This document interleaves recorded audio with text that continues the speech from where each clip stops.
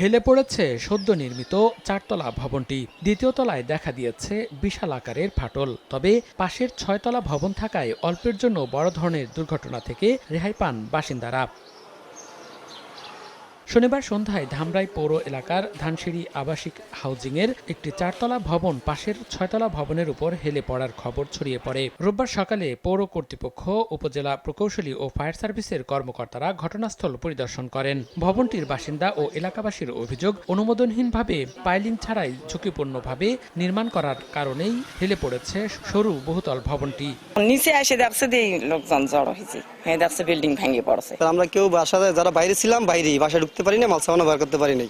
তবে ভবনটির মালিক পক্ষের দাবি, অতিবৃষ্টি ও বজ্রপাতের কারণে ভবনটিতে ফাটল ধরে পাশের ভবনে হেলে পড়েছে। গতকালকে হঠাৎ করে বৃষ্টির যখন যে ঠাটা যে পড়ছে তখন হঠাৎ করে এখানে দেখা হয়েছে এইভাবে।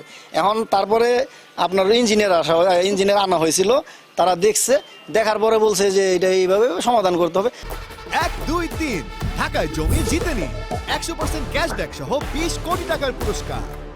এদিকে দুটি ভবনকেই ঝুঁকিপূর্ণ ঘোষণা করে চারতলা ভবনটি অনুমোদন ছাড়াই নির্মাণ করা হয়েছে বলে জানান পৌর মেয়র এবং উপজেলা প্রকৌশলী। পাশাপাশি ভবন মালিকের বিরুদ্ধে ব্যবস্থা গ্রহণ সহ 5 সদস্য বিশিষ্ট তদন্ত কমিটি গঠনের কথা জানান পৌর মেয়র। বজ্রপাতে একটা বিল্ডিং হেলতে পারে না, এটা তো আনঅথরাইজড বিল্ডিং। এখন এটার ফাউন্ডেশনে কি আছে এখন আমরা বলতে পারতেছি না। এটা একটা তদন্ত কমিটি করা হয়েছে, তদন্ত কমিটি তদন্ত করার পরে এটা বিস্তারিত জানা যাবে এটার কি অবস্থা।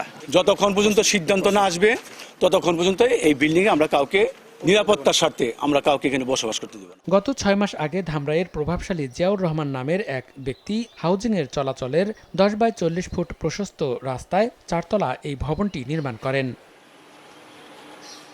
সময় সংবাদ, সাভার।